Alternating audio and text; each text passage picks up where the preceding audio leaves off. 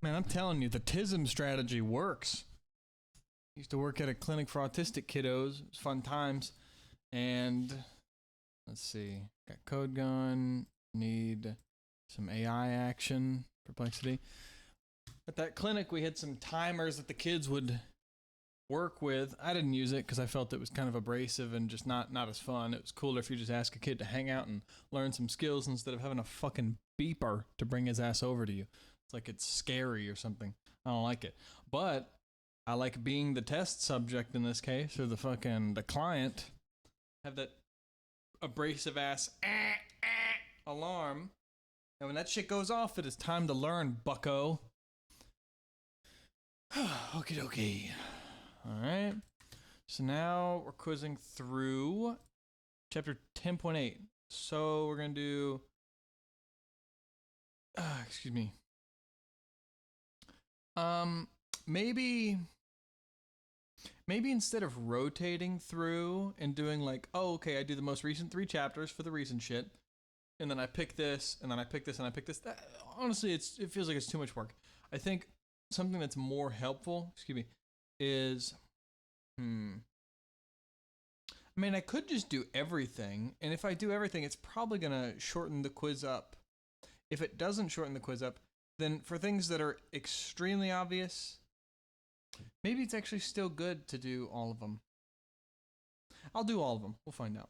And if at some point it just becomes too crazy and there's just too much shit going on for me to do in one go, then I'm thinking, I was going to say I could just answer the questions that are actually challenging, but it feels like I should still be answering all the questions to answer the things. Maybe that's just how it goes and it just takes more time. I don't know.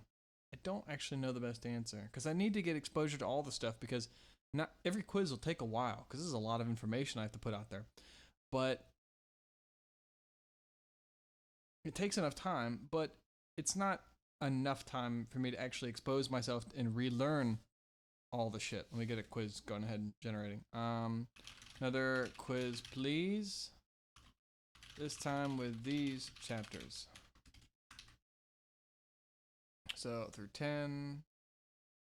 Okay, so that was fast as fuck. Oh my god. Okay, there's a lot of stuff.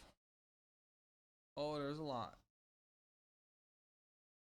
Well, it's not so bad. Okay, well, it's never bad. I like learning.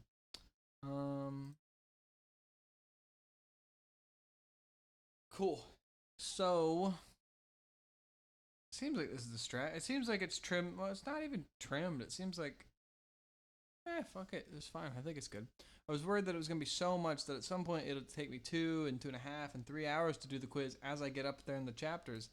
And honestly, once I'm at like chapter 20 or something, that's probably going to be the case if I keep sticking with this. But at that point, either I'll be fluent enough in the other stuff so it doesn't take so much time, so that sure the content required is increasing and it's increasing in difficulty, but the time required is still like evening out ish, or maybe it's slightly increasing. And maybe at that point I can. Well, I don't want to stop doing any particular chapter. I mean, ideally, I want to continue going on with all the chapters. That way, the information stays in my fucking head. I'm trying to offset forgetting here. It means I need to continue exposing myself to shit. I need to continue getting shit wrong. That way I can continue improving. So that's the only way I'm going to improve. I'm not going to improve by just reading it over and over. I'm going to improve by doing it and fucking up. Stubbing my toe and then realizing, yo, knives are sharp, or the corner of the table is hard. Be careful when rounding that corner. Like, right now, I just fucked up and I accidentally opened up the installer by clicking up in here to try and drag the thing. Well, turns out, maybe you can... Oh, there we go, got it. Okay, cool. Cool, and then I think I can probably move it over a little. Okie dokie. 1 out of 10. Cool. Okie dokie. And at some point, I need to do another prompt so that the quizzes are unique. Because some of this might start... So far, I don't see anything really repeated too much. We'll see. Alright, whatever. Okie doke. Oh, I'm excited when this iron kicks in and my breathing's good. Okay. Purpose of main. Purpose of main... I'm going to talk the shit out loud first, and then I'll articulate it in writing. The purpose of main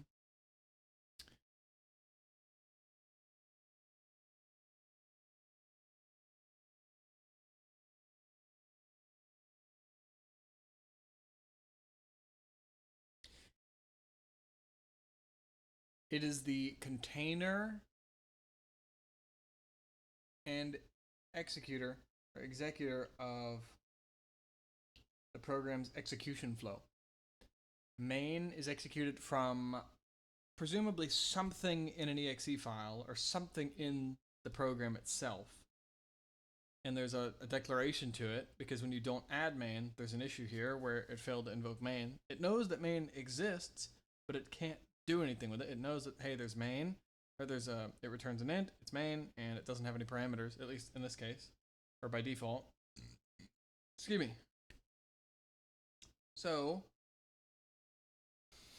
main is the place from which all code is executed, or the place that determines the order of execution, determines what is executed. It seems like it's the brain of the program, but I don't want to reason through saying, oh, it's like a brain or something. I want to say exactly what it is doing.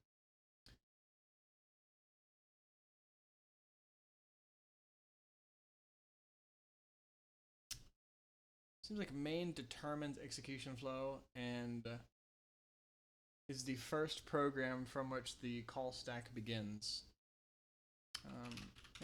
Main determines execution flow and is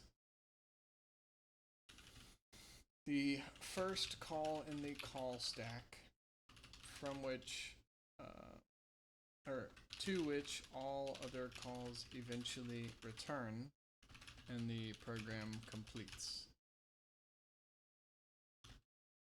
Something in the exe knows it exists because the compiler errors when the linker doesn't find a definition. Curious what that something is and when exactly main itself is called. I don't know. Okay. A single line and a multi-line comment. Single line. What the fuck is it doing?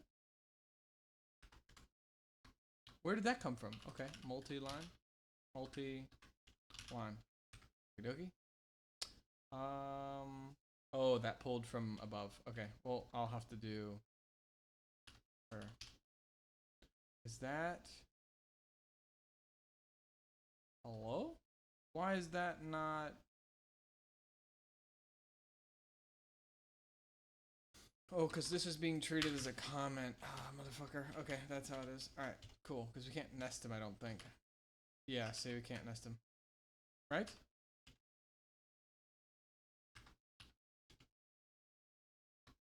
Oh, what is that? Interesting. Oh, it started doing that. Yeah, because these are two unique ones. It's not that, and then it's not this one to this one, and then this one to this one. It's this one, and then this is just a comment, and then this is the end. Okay. I don't use multi-line comments super often, so okay, we just have to do a new one. And this needs to be the end. What in the fuck is going on here? Why is it inserting those? That's annoying. That's better. Alright, cool. 3, initialization. Assigning an object value upon, or during definition. Assignment, assigning an object value after definition. Okay. Am I retarded? I guess so. 3. A variable and an object. I think a variable is just a named object. A variable is an object with an identifier. I think. An object without one is an unnamed temporary object because it cannot be referred to later, I believe. At least not directly, but maybe we can store something to get where it is. I'll say probably. Okay, outputs hello. No issues here, standard cow, hello to the terminal. 6. Behavior that is isn't explicitly defined in the C plus standard. Like what value a default initialized variable gets. 7. B because B. Yeah, we'll just say it'll recognize it. A begins with a number. C includes an operation, operator minus, and int is a keyword for a data type. 8.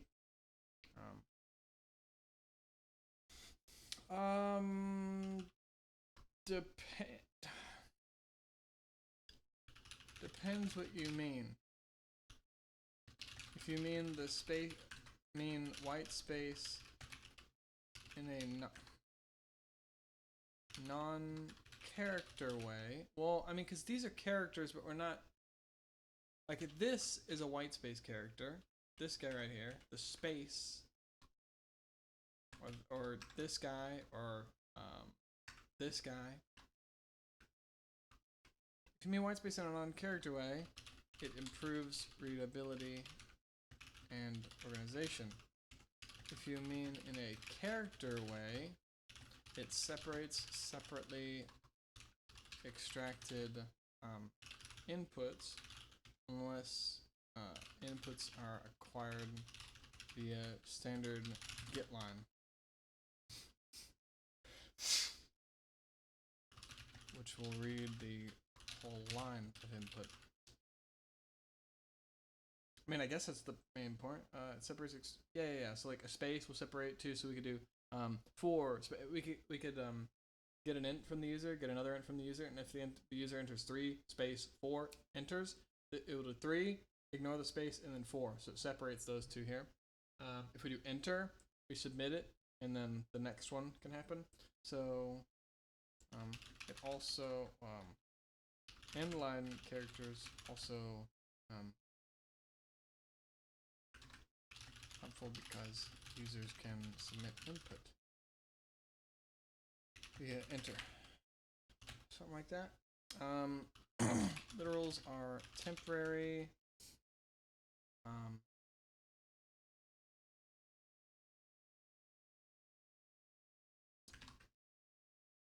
Because they're temporary unnamed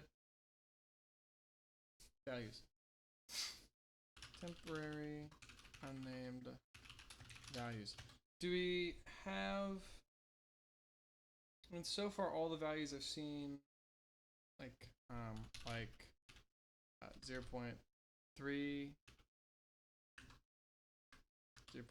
We'll say 0.3f, 4.3, 1u, hello, s for standard string, sv for string view, or yo sv. Expressions are, what do we say? Not statements. Not even necessarily an operation. Are an expression is code? Is it just code? Is code that evaluates to a value? Is that what we say? Or code that returns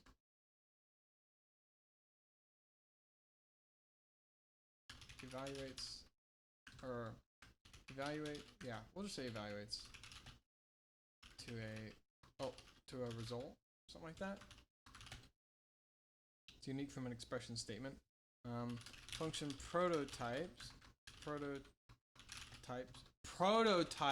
am I getting fucking? Oh my. Okay, chill, dude. Jesus, what am I doing? All right. Function prototypes tell the compiler that a definition, or that a function's definition in another file for later in this file after its call is valid. Linker will link so we can use it. Alright, so the call works. 12. Value returning functions return a value like ints, floats, etc. Void returning functions return nothing. Mainly important for side effects. Function parameters are local variables embedded within a function's header, I think is what it's called, that are initialized with matching arguments in calls to it.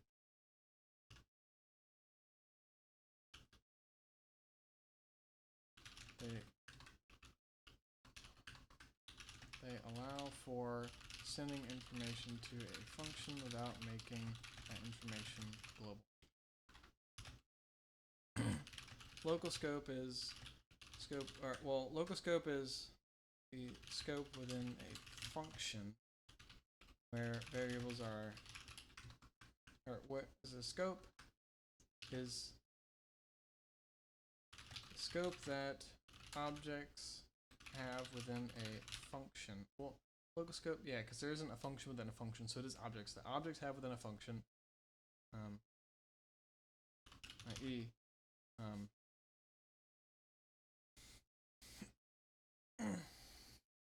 Where calls to them are valid. The scope ends at the end of the block.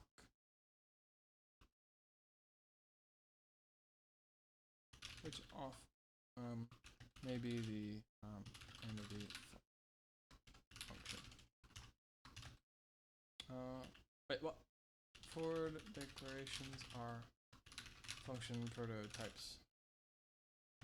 But, well, I guess you don't say it's a prototype for it. Well, the same as function prototypes, but also work for objects. Alright, well, for variables. So we can define them elsewhere. In other .cpp files, namespaces, or global scope. They, just like prototypes, they tell the compiler that calls to external definitions are valid. Okay. Header guards prevent including the same, what is the issue here? Same definitions within a header file multiple times, but the same definitions within a header file, or same definitions in a header file multiple times in the same .cpp file. This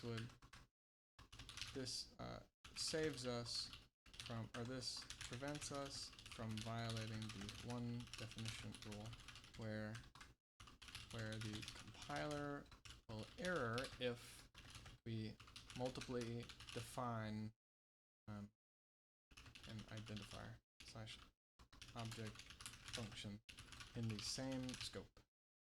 Cool? Which, yes, okay. Namespaces are like separate blocks within the global scope that are referenceable, or that you can refer to. That way I can have int x, I can have things x and other things x, and not have a collision between the two x's. Preprocessor lets us include header files before compilation. define, what do we call them? Preprocessors are macros, or use macros to define, what do we call them? Object-like, define, I guess we say identifiers to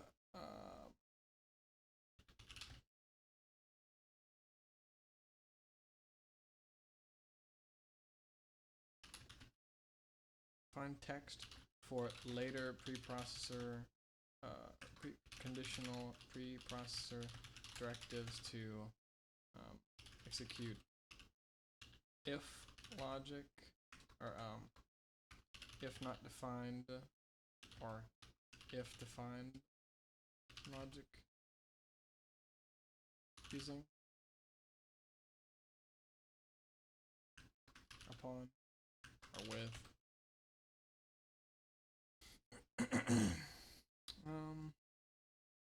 I'd say so. It's probably the main piece. It's macros to define stuff. What else do we do? For the main stuff.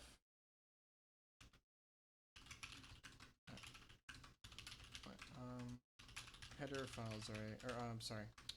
Header guards are a good example. KO.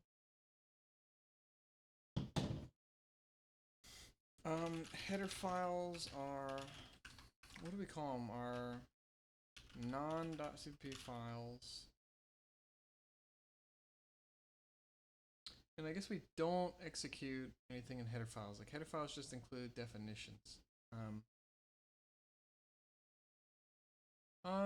No, but the definition of a function, no, but we include it, so it's in this file, are non-CPP files that we don't execute, but we include via the preprocessor and its directive, and its include directive, to copy forward declarations or inline definitions to functions, variables.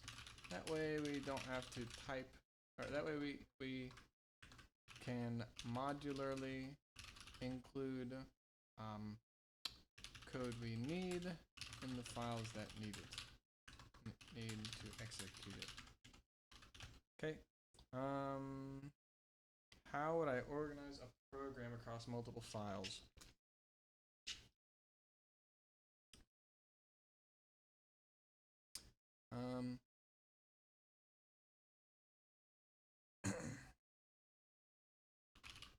Main CP file for the primary purpose / execution flow. The .cpp implementation files to define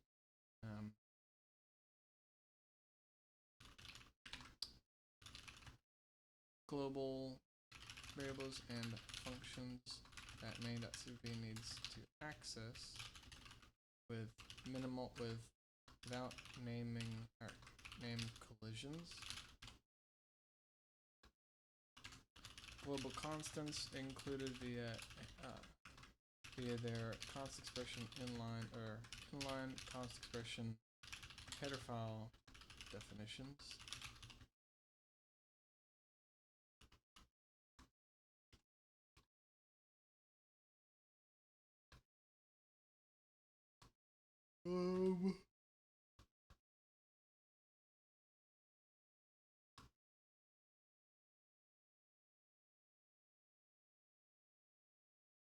Yeah, so we're calling shit in other files and their namespaces. We have the global constants. We have other shit. That seems pretty good.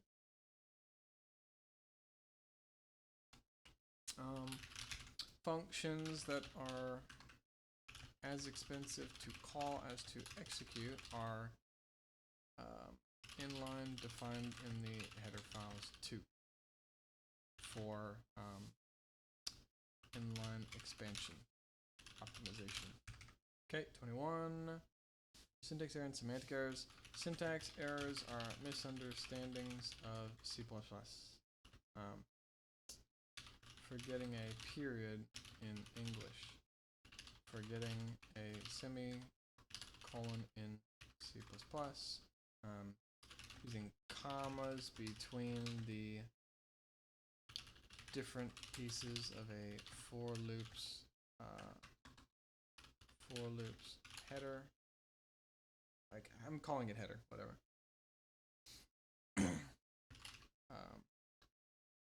Something like that. Semantic errors are faulty assumptions or faulty assumptions or understandings of what the code is doing. I don't want to use the same example. Last time I said incrementing, like incrementing a loop or decrementing it instead of something else. So like decrementing an unsigned integer or something. Well, once it goes to 0 and you decrement it again, it goes to not -1, it goes to -1 and then wraps around without any thought. It just wraps around straight to the top value because it only goes from 0 to the max value. So once you go from 0, you just go to the max value. Boom.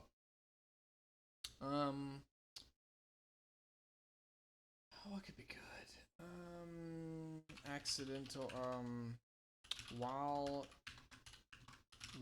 true or while true. I don't even know if there's a space there. You couldn't even. I don't even know. While true loop without a break or return statement. What do we call it? Return statement.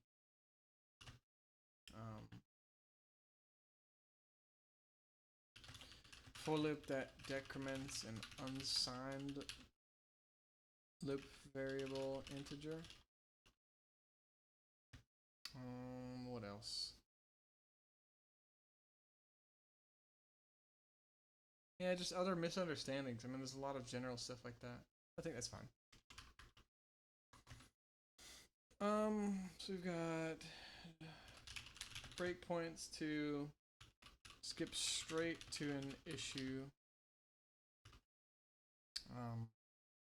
Local variable watching to examine variable value changes, like after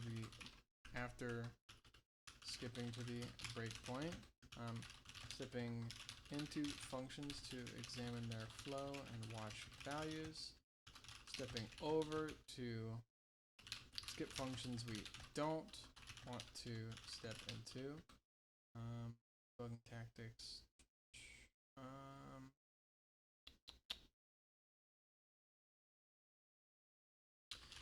Preempt. Well, debugging is after the fact, but we could say preemptive debugging via static assert to validate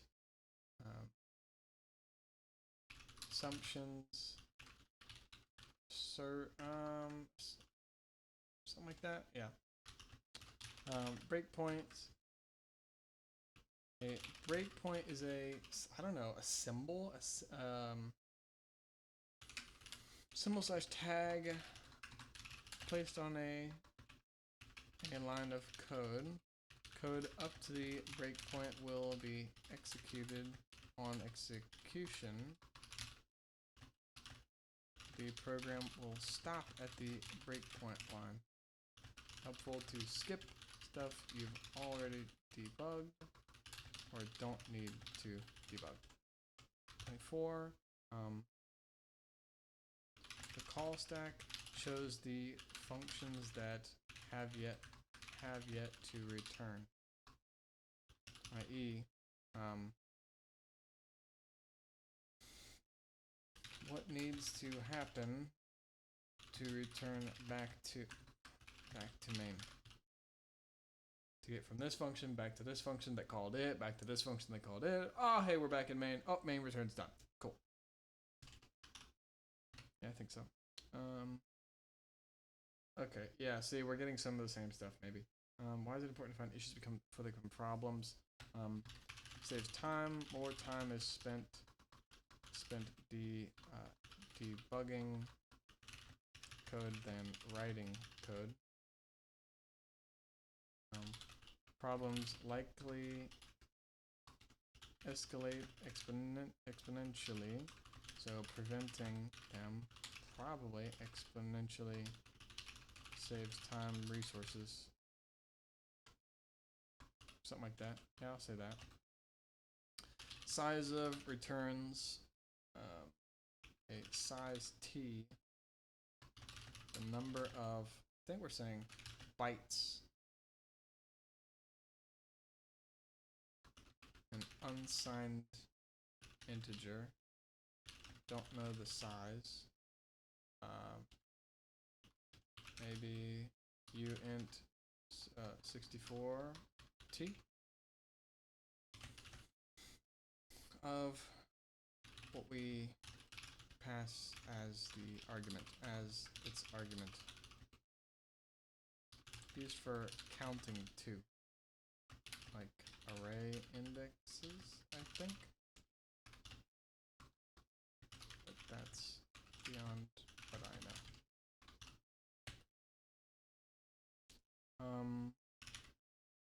Ints int integers half the memory for negative values and half for positive, like negative 128 to 127. Uint, or well, uint, unsigned integers have half. I need to just type slower. Have all the memory dedicated to positive values. So 0 to 255.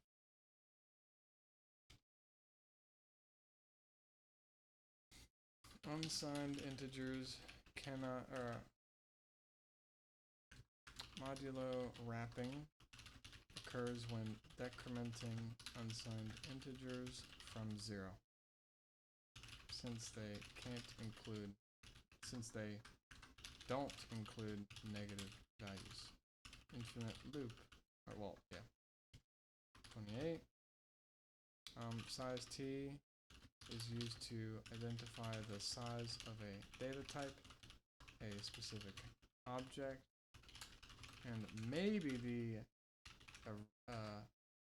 number of elements in an index, but I'm ignorant about the last part. Could be total bytes that array takes up to. 29. Floating point literal and scientific notation. 3 point this goes to in 3 sig figs. Oh wait, motherfucker. Alright, well let's just get rid of this. Okay. And we'll say this. Oh, well, okay, that's not how that works. That's not how numbers work. Not in decimal at least. Goes to 3.28 e 1, 2, 3, 4, 5, 6, 7, 8, 9. Take it. 30. Will be,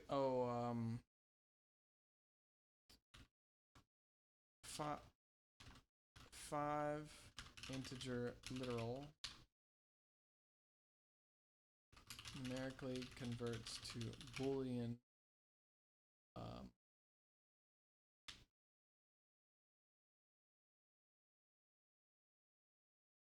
I don't know. Does it convert to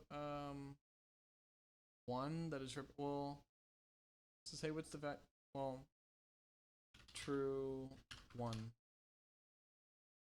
So if you static cast to an int the bool, you get 1. But if you print the bool, you still get 1. But if you pass standard bool alpha to standard character output, then print the bool, you get true. Why? Non-zero values are true in Boolean. 31.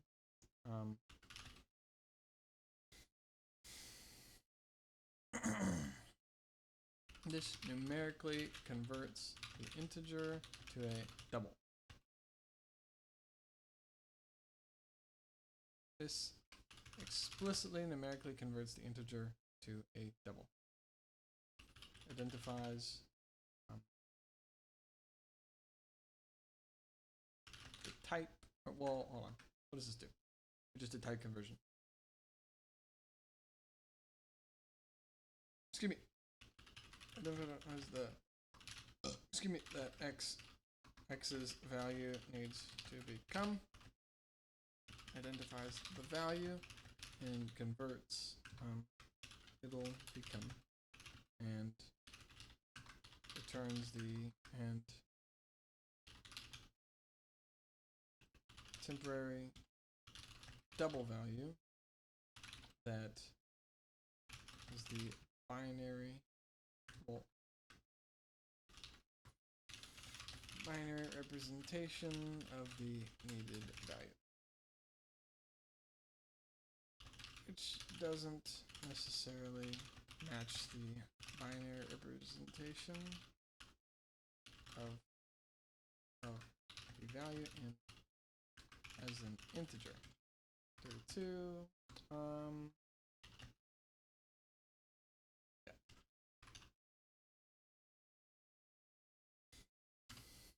Character A, and we're outputting it. Oh, character A. Oh, wait, hold on. Well, it's gonna print as a character. Wait, this is fine. It's A. Isn't it just A? Standard character output. C. A, then an inline character. So it skips a line. It's a character, so it prints a character. Yeah, okay, I'll say that. I'm not gonna overthink it. Const variables can be extern qualified to be defined elsewhere and forward declared to be included where they're called referenced. Compiler can optimize them via constant folding and propagation, but doesn't have to. Compiler will further optimize const expression variables, which must be evaluatable / known at compile time. These can't be forward declared because their definition requires initialization.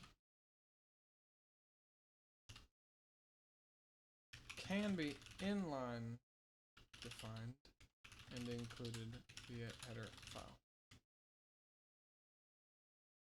Since inline prevents violating ODR. 34. Hexadecimal. Oh, 0x.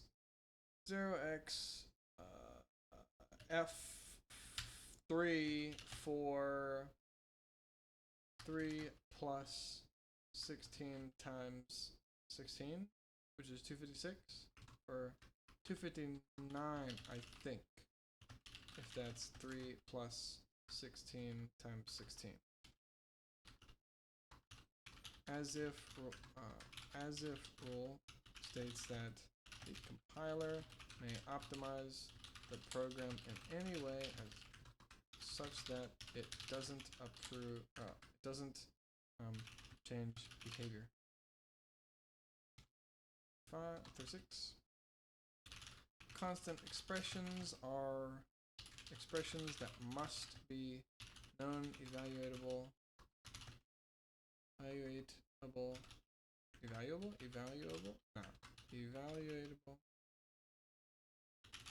at compile time.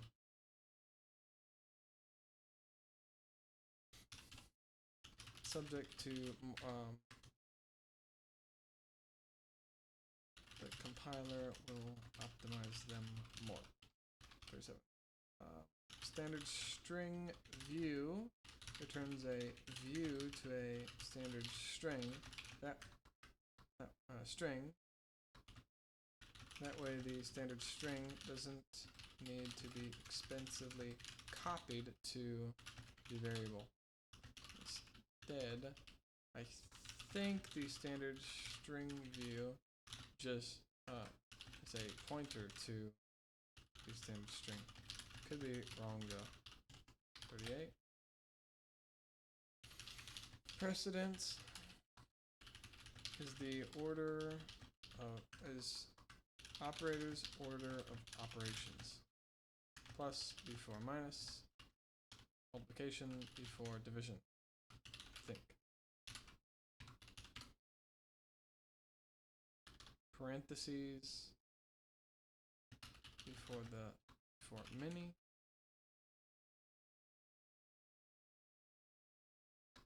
So using parentheses to avoid so memorizing precedence.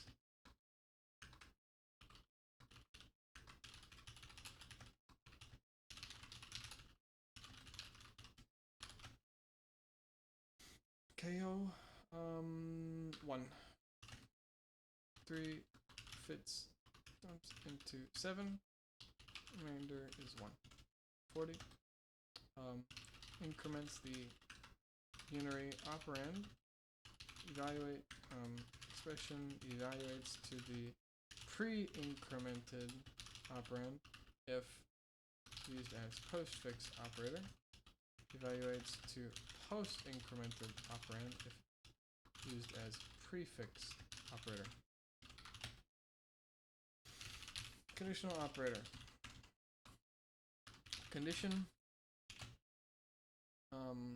True value. True value. False value.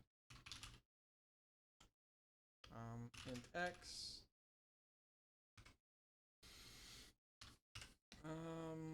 True. We'll just say true. 3, 4. X is 3 because condition is true. 42. Floating point comparisons. Why was it that that's how it was happening? The comparisons are tricky. So if we use logical or relational operators to compare different float values, it's difficult because I guess of how they're represented.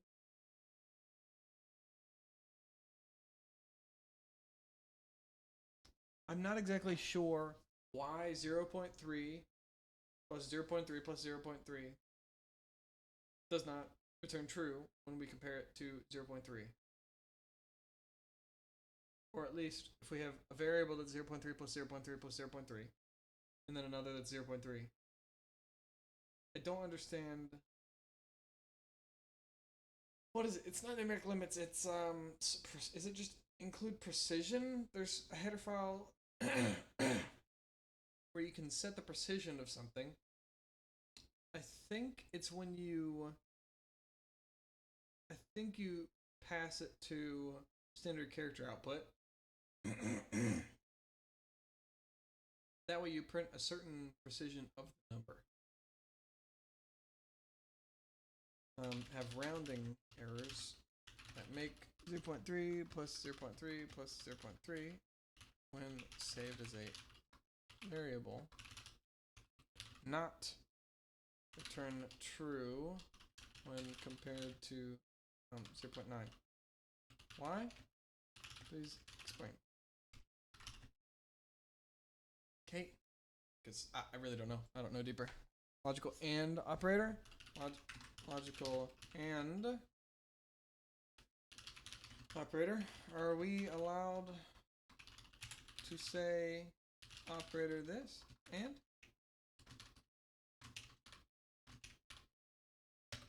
Okay. Logical AND operator returns true if the left and right, if the binary left and right operands are both true, returns false otherwise. Short circuits if left is false because the result must be false. 44? Oh, motherfucker. Okay. Int a t called flags. And what is this? How do we do this? Binary. What is it? So there's 0x for hexadecimal. It's 0b. 0b 1010. Something like that, and then we could do blah blah blah. Whatever. Okay, cool. 0b 10010. set bit 2. Flags, flags, or equals. That way it keeps all the shit that's regular in there. Or equals. So or equals is assigning itself or something else. So if the other thing has a bunch of zeros, well, it's going to stay the same because it's saying or true. So it returns, it saves the things that are true. So 0, 0, 0, 0, 1, 1, 1, 1, this or equals this still returns 1, 1, 1, 1 because this had 1, none. This had 1, 1, 1. If it was 1, 1, 1, 1, 1, 1, 1, 1, it would still return 1, 1, 1, 1, 1, 1. Or 1, 1, 1, 1. Yeah.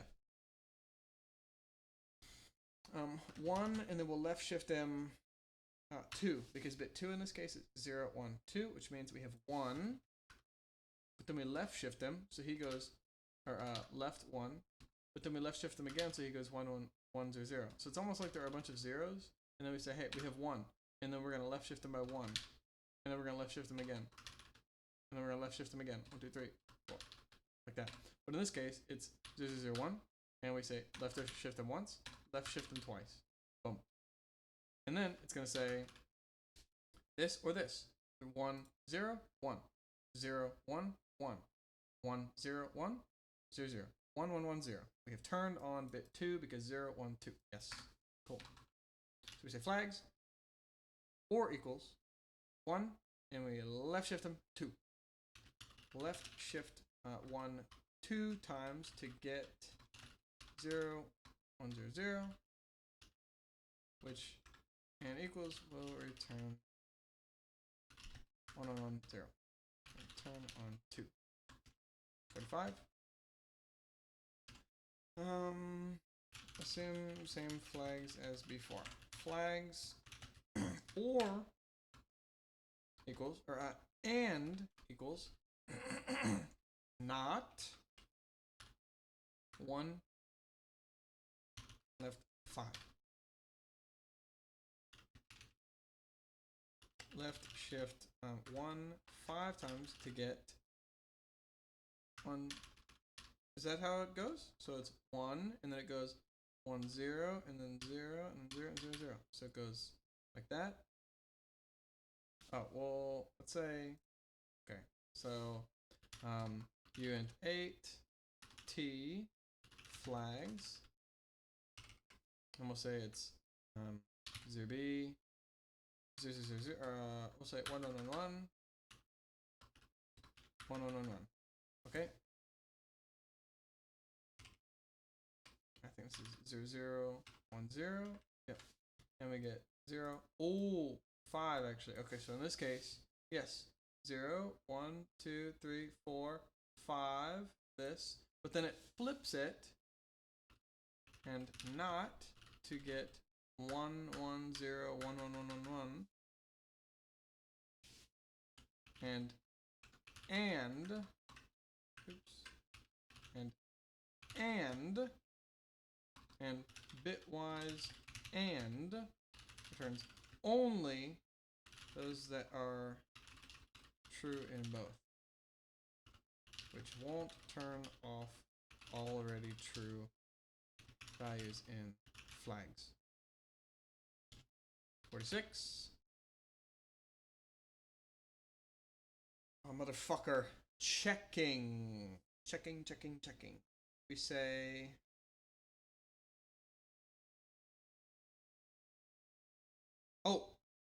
we say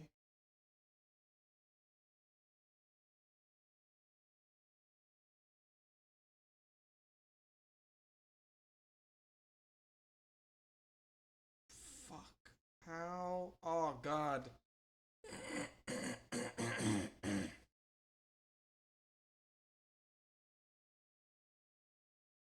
It's easy too.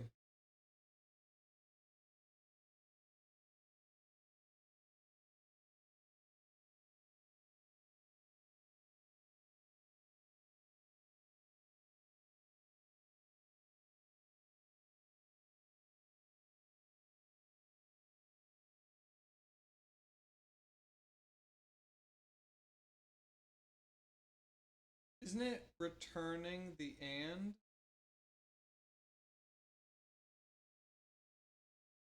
I'm pretty sure it's okay. So we could say uint 8t flags, and we'll say it's let's just say it's 0 or 1 1 1 1 0 1 1 1. So 3 is this guy because it's 1 2 3. Well, I don't like doing it like this. 1 2 or sorry 0 1 2 3. Okay, cool. So we need it to be false. Should be false. 3 should be false. So we say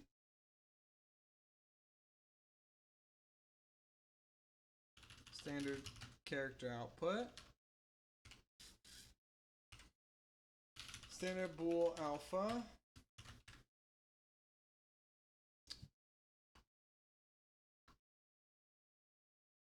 and static, we could do static cast to a bool, and it is flags, and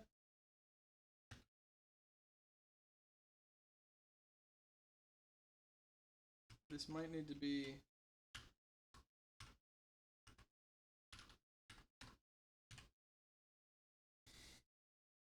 flags and 1 shifted 3 times. That way 1 becomes 1 0 0. So just it basically just adds the amount to the side, right? Because if it's shifted 1, so it's 1 0, and it's shifted again, it went over again, and it went over again. Okay. So 0 0 0 1 0 0 like that. Via the 3 times left shift.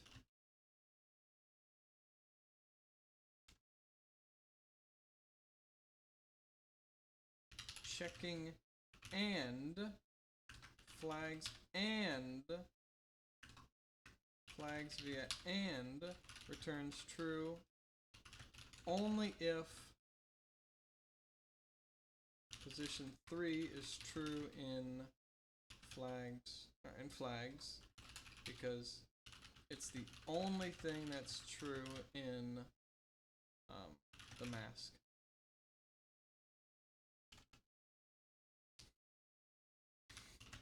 I don't want to do the damn, like, the conversion. I mean, I can convert it in my head.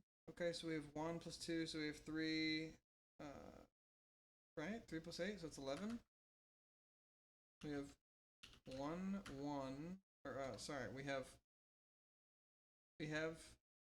2 to the 0, 2 to the 0, or you could say the ones place, 1, 1, 1, 2 to the ones, and 1, no 4, and 1, 8, 2, 1, 8, 11.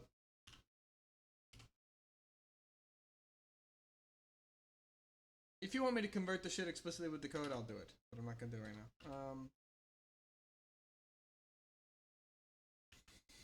A size t or a bit set with a size t of 8, i.e. an unsigned int with 8, a binary unsigned int of 8 digits, 8 bits, something like that. Variable shadowing is when a local, or well, what do we say, inside and internal, well, not internal because that's like internal external linkage.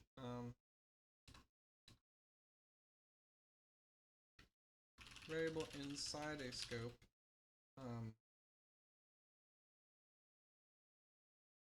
takes when the identifier of a variable in inner scope takes priority when called. It takes priority over a variable in outer scope when called, i.e. namespace test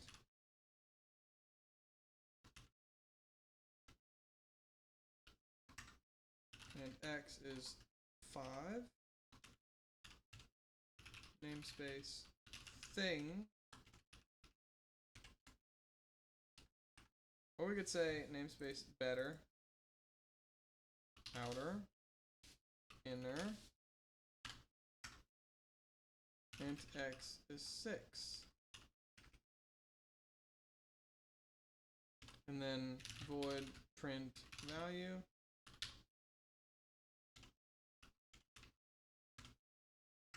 Standard character output x.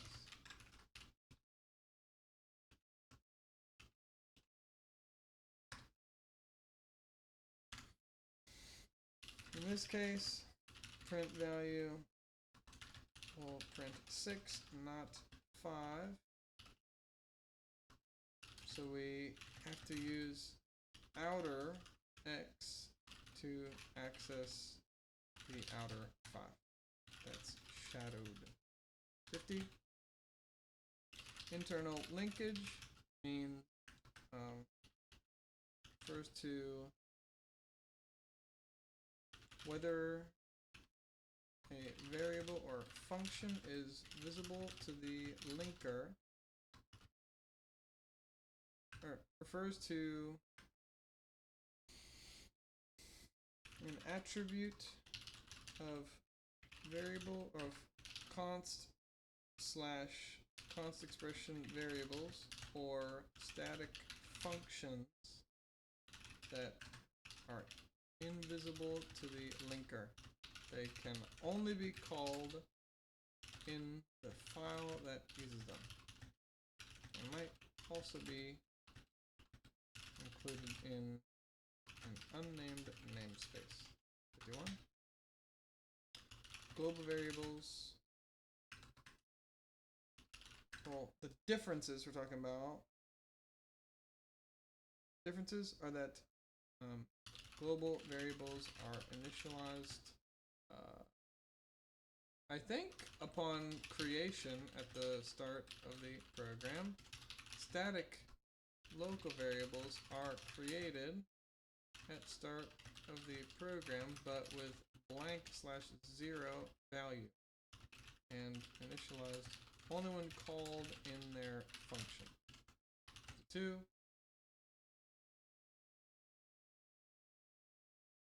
Constant inline const expression in a header file.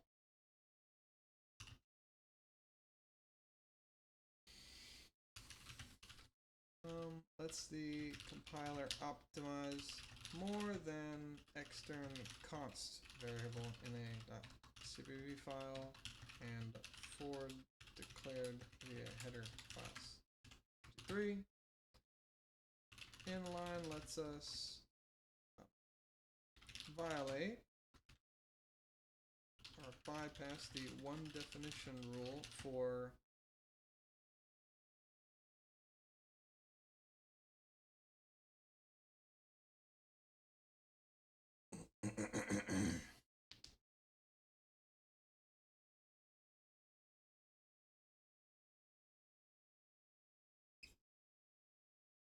well,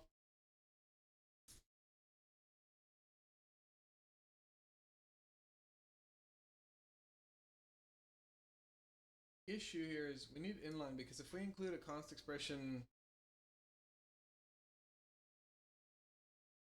variable in multiple files,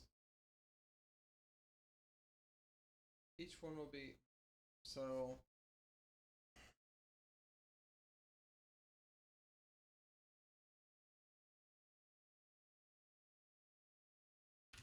multiple definitions of the same function in a program, or multiple definitions of a variable in the same scope.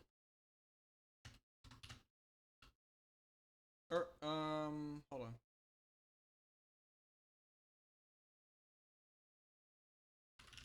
This lets us utilize inline expansion for functions and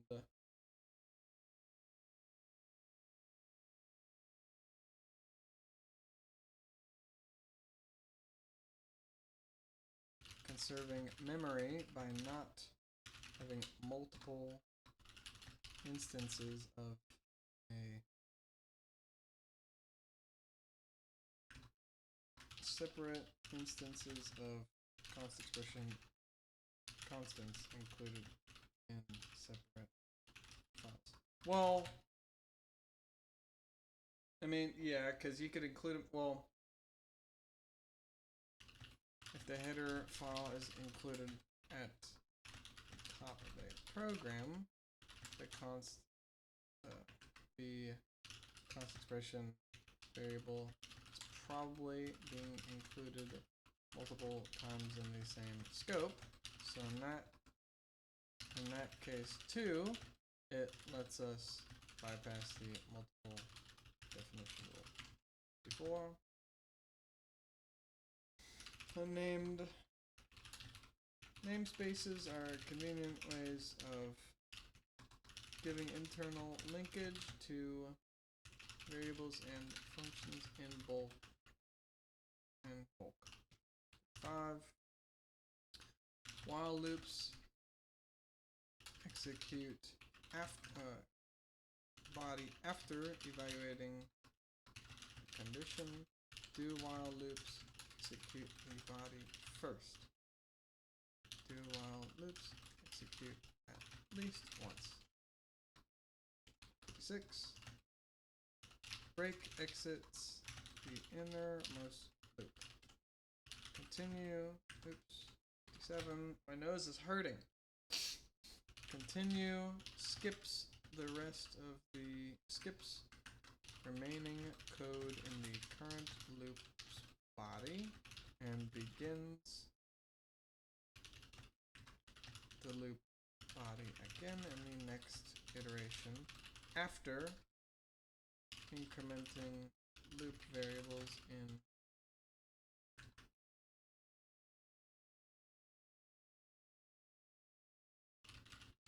loop condition if applicable.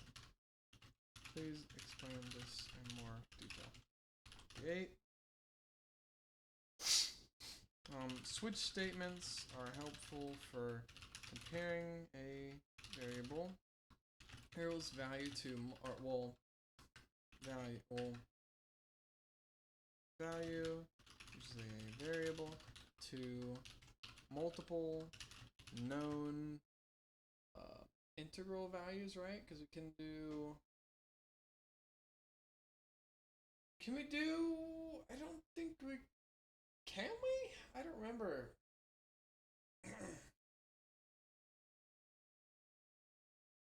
Did it have to be integers? Did they have to be integral types? I don't remember.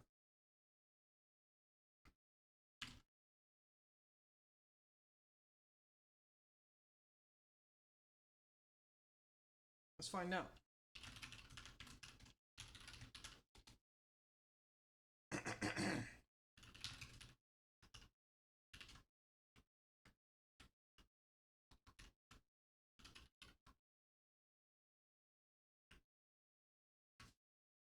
The fuck took you so long? Okay.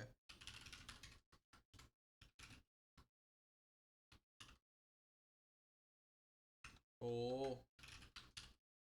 What? Oh, oops, didn't have scope.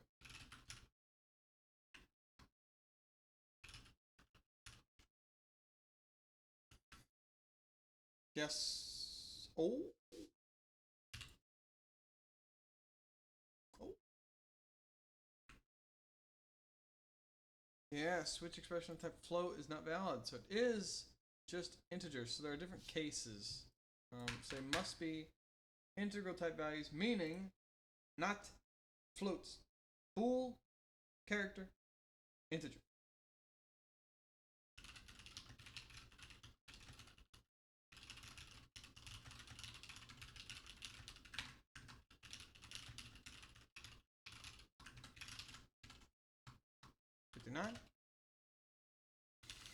Pedro creates spaghetti code. Code that with unclear or cumbersome or muddled execution flow. 60. Twister, pseudocode fine. Yeah, see, it's copying the same shit.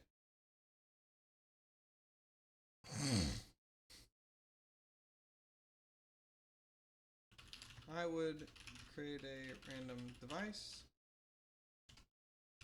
call the random device 7 times, and get steady clocks max as a time dependent pseudo random number, and use those 8 numbers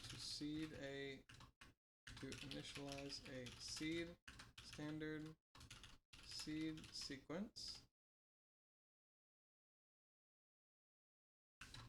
standard random device.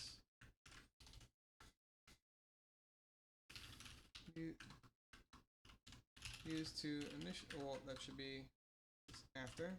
Use to seed the Merson twister and call the Merson twister. Well, and include the empties identifier in a call to a uniform int distribution and initialized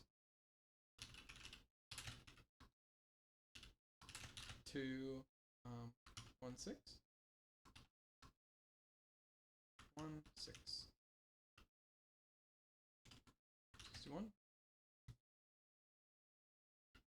percent of executed statements in your percent of statements in the unit that your test executes and what executes. Make your test all branches to get 100% branch coverage.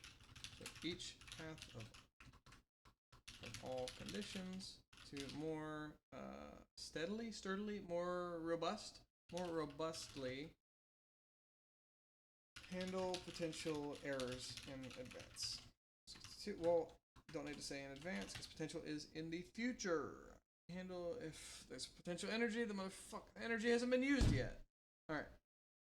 Handle invalid input, test for standard, or test if not standard character input, to see if invalid input was entered after standard character input dot clear to reset the failure flag, so subsequent calls to standard character input don't auto fail. Standard character input dot ignore to clear the to remove the invalid input, so subsequent calls don't re-initialize the failure flag.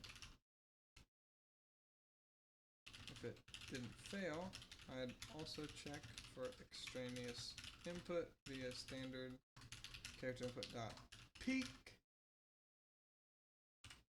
to see if, what is the thing here? It's something equals this. Fuck.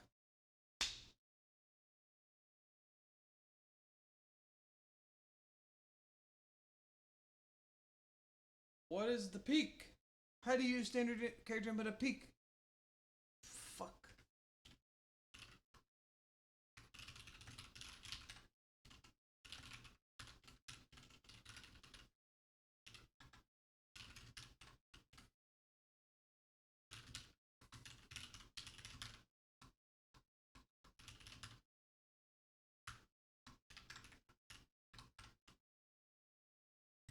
Doesn't it view the next one? Fuck.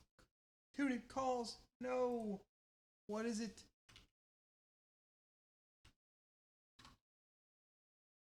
Oh.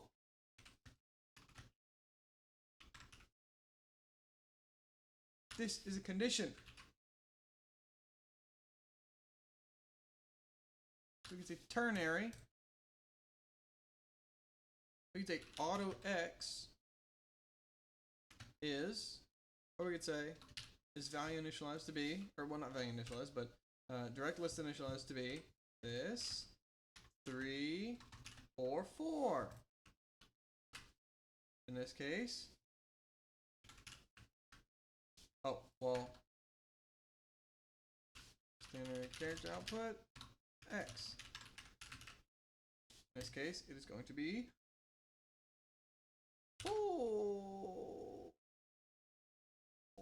yo.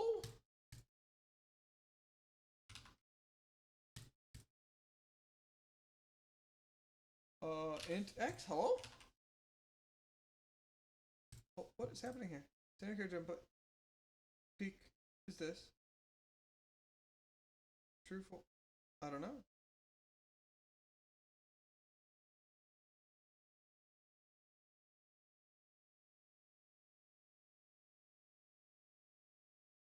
I don't know what's happening here. If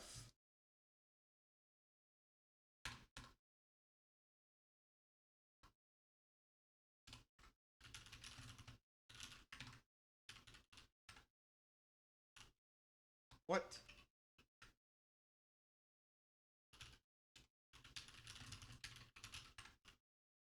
What?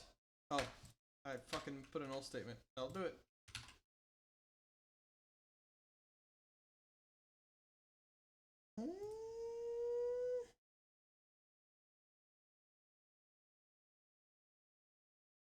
Because there's nothing in?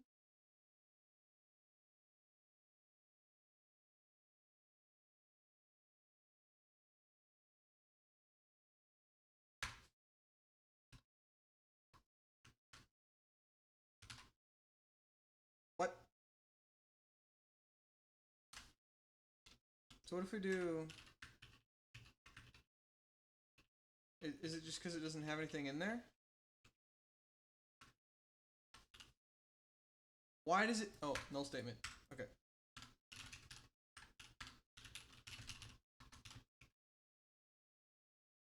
Oh!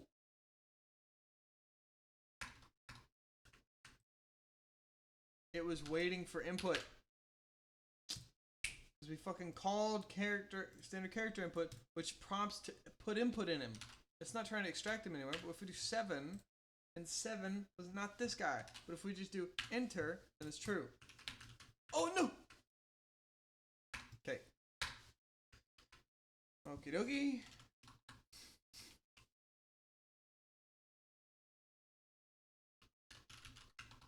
What the fuck happened here?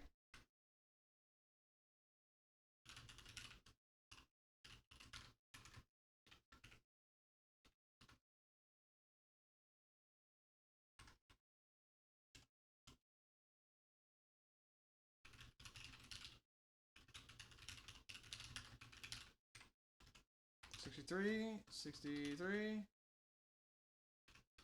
Assert runs at at runtime and executes standard abort if the condition is false. Use logical and to include a string on the right, a C style string on the right to articulate the error for better debugging.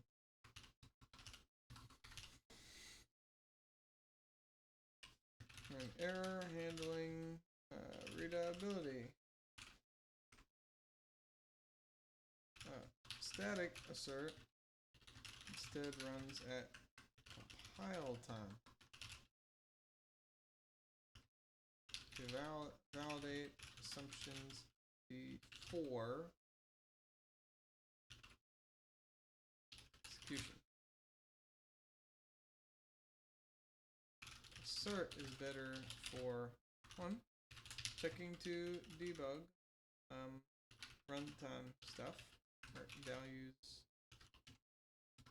and 2, handling impossible cases, so you can, or identifying and after handling impossible cases after finding it. Implicit type conversion. Implicit type conversion is what the compiler does when a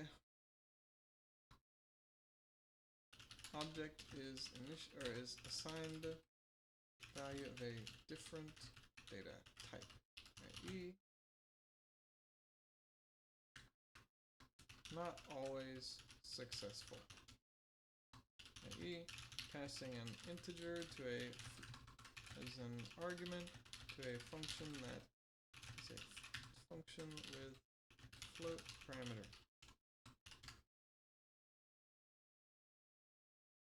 Assigning an integer variable with a float.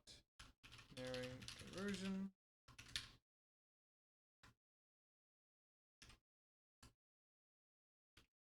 Potentially narrowing conversion if the integer is sufficiently large, since integers can store more positive and more negative values. Higher and lower positive, higher, lower, positive,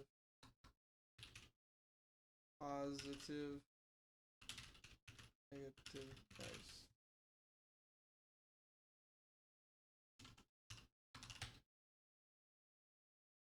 Narrowing conversions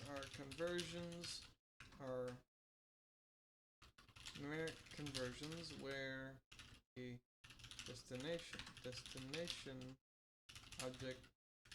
objects type cannot store all values of the converted variable. Value. Can bypass this by making the converted value const expression a const expression variable. That way, making the compiler actually check to see if the current value will fit in target. 67. List initialization flags yields warnings, errors for narrowing conversions, which include signed, unsigned type mismatches. 68. Oh. Assert. Won't execute if define ndebug. If ndebug is defined. Static cast is used to explicitly tell the compiler that you are intentionally converting value to another type and to proceed with that result instead of erring for an implicit conversion. Type def places the aliased data type first, while using places it last. Using is more clear because there's an equal sign between the operands. What else?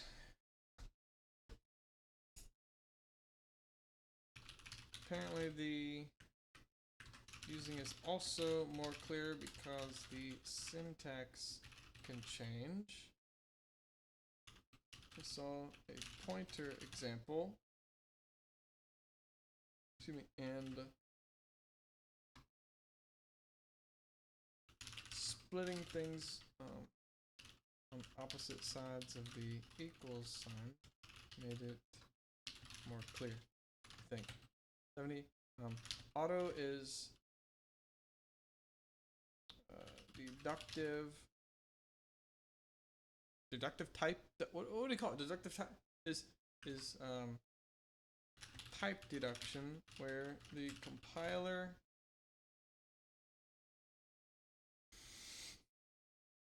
assigns the variable the type of the initializer. Initializer.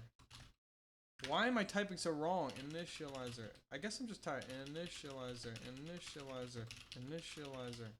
Bro, I'm just tired. Like, initializer. I'm just typing stupid because I'm just so tired. Auto is type deduction where the compiler sends a variable the type of the initializer. No initializer. Failure and compile error. Cause no initializer. So the compiler doesn't know the type. Initialization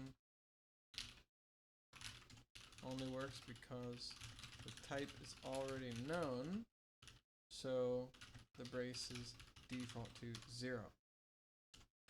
Or not if standard string. Also doesn't work for multi-value lists, which is, what is it called? Initializer list. Initializer lists. Probably because many types take those as a initializer. Bop bop.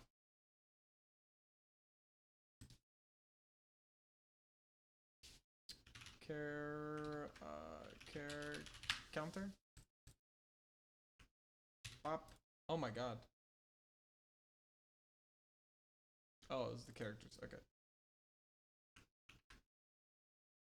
We'll just do pop.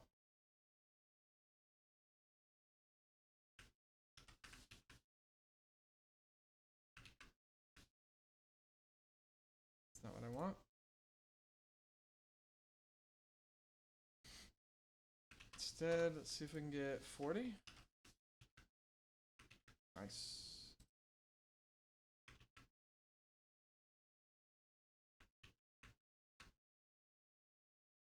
Or is it possible for this to not fuck up? 40.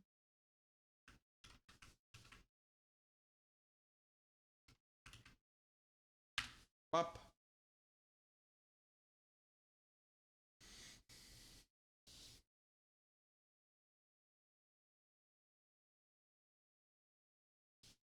What if I search almost? Incorrect. No.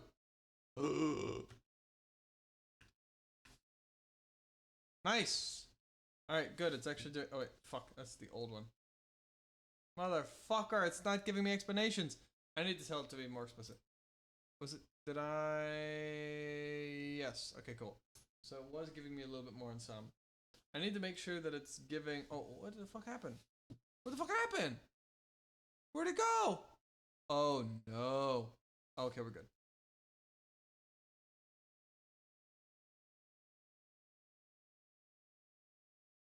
I was on Pro Search. It used Pro Search. Okay, I guess. Feels like it didn't use Pro Search, but okay. Let me turn the fan off. It's too cold. Oof, hey.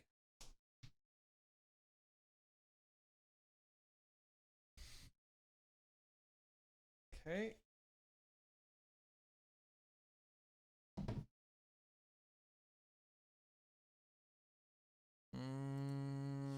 Okay, it's still updated. Good.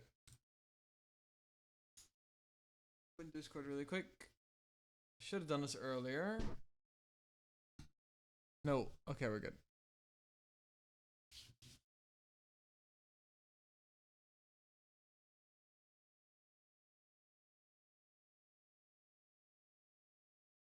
Okay. The C++ runtime. The program starts at main. The C++ or the something is C++ runtime which calls main straight away after creating the environment, after initializing the environment. So I guess what, the linker gets all set, everything is all set and ready to run. It's just waiting to compile. Or when it compiles, so, or no, this is when it's called. So this is, everything has been compiled and linked. Well, because main, it's not really main that's called, it's just that this shit is all converted into binary to work. Because I don't think functions exist in assembly.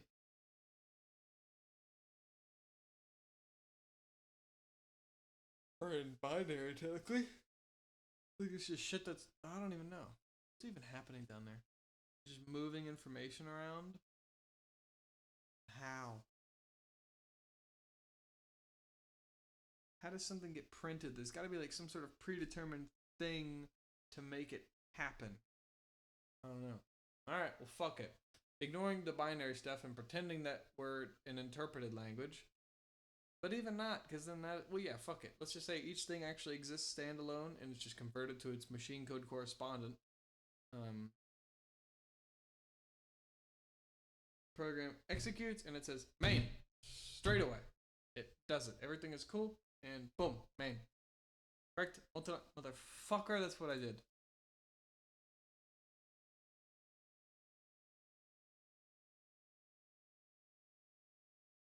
Yes, all variables are objects. Not all variables are, or not all objects are variables because they could be temporary. Assignment, hello, fine, correct, valid 2, correct. Both for code clarity and inputs. Okay, cool. That's what we're talking about for white spaces and input. Okay, cool. Cool. I wish it said the stuff so I could read it, but I guess it's not that important. It's just important to do stuff, and the important part is if you are correct, it's cool. The information's already in your brain, bucko. You don't need to rehash the answers that are already in your brain. When the shit is wrong, you will correct yourself. So a lot of the shit you're thinking is correct. Like, if I'm walking around and being like, damn, girls with nose piercings are fucking nuts, yo. All this kinds of craziness going on in the background, likely. Well, if one day something proves my ass wrong, boom, I won't think it anymore. But until then, there's probably something okay in there. Probably. But the important part, and the important part about intelligence, I'm not intelligent, but I have enough intelligence to have like an 89 IQ or something like that. And at least, like maybe 90, 92, if we're on a solid day, like a Thursday or something, it's a good day. The important part is to change your beliefs after evidence no longer supports them and is conclusive. Multiple files, correct, cool, yes, we're doing different header files, blah, blah, blah, blah, blah, correct. Size T is normally a 64-bit. Oh, it is. Okay, cool. Size T, so it's a UN64. Bam! That's a big-ass number. Right for sizes and counts. Oh, it is. Okay, so that's how you can get array indices and links. Okay. Motherfucker. Bro. You wanted me to type 3.28648332289. Sounded like Vietnamese action right there. Bro, you know what I meant. I'm not gonna put all the, no, I said 3 sig figs. You're just wrong. 243. 10. Are you sure? No, because 10 is A. So that's 3, 0, 1. And 1 is 256 plus that. Oh. It's because. Oh. F is 15 in binary. 0 is 0. So that's 15. 16 digits. Gotcha. Okay. For 34. Bro, is my fucking alarm gonna go off? What is happening? Oh my god, I didn't even turn it on! I was waiting this whole time for the alarm to go and scare my ass. Okay, whatever. I'll finish this up. Whew, heart was going. That makes sense. It's 15 to, oh, because it's 256 minus that is 240. Oh, yes, that's correct. Yes, 15 times 16 is 240 because 256 is 16 more plus 3. Gotcha. Gotcha. 0 to F then. Gotcha. Correct. Lightweight non-loading view. It's not a pointer, but it's similar. Okay. So it's like it's storing the reference or something. I'm not sure. Floating point comparisons. Why? Floating points are stored in binary fractions. Oh. If it's a binary fraction, I mean, I'm thinking this is just integer division, just at a very, very detailed level. So 0.1 is not actually represented as 0.1000000. It's actually like, wait, but 1 divided by 10. What the fuck is a binary fraction? 1 divided by 10 is 0.1. That's it. But in binary, it can't be represented perfectly. Okay. Excuse me, so the point is that binary fractions can't represent them exactly. Gotcha, that is why. Okay, cool. I can say operator and in. Alright, cool. Because I'm fucking tired of this two-word logical and shit. Cool. Cool. Clarification. In a for loop, it skips to the loop increment. In this. Yes. Yes, because if we're in a for loop, it skips the rest of the body and goes to increment the guy to finish the loop off and then goes to the next. Cool. For a while loop, there's the condition and we're in the body and we say continue and it checks the condition again. If there's a loop variable in there, then it will increment it because it's the condition. Well, actually, no, it will not because in a while loop, you don't increment in the condition. It will increment in there. But if you continue, you ain't incrementing them unless you increment and then continue. Gotcha. Which is how you could make basically a for loop, but not. Okay. Gotcha. But then you don't need to continue though. You just increment it and then it checks. Yeah. It's a waste. Cool, cool, cool. Using is preferred for clarity and templates. Auto. Yes.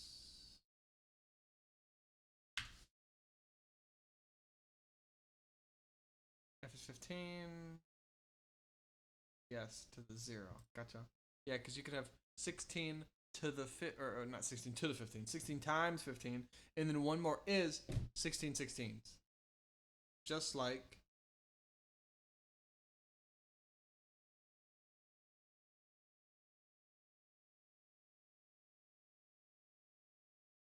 no, I guess that's it. Okay, it's close enough. Okay, that's enough for today. More type deduction tomorrow. Continue.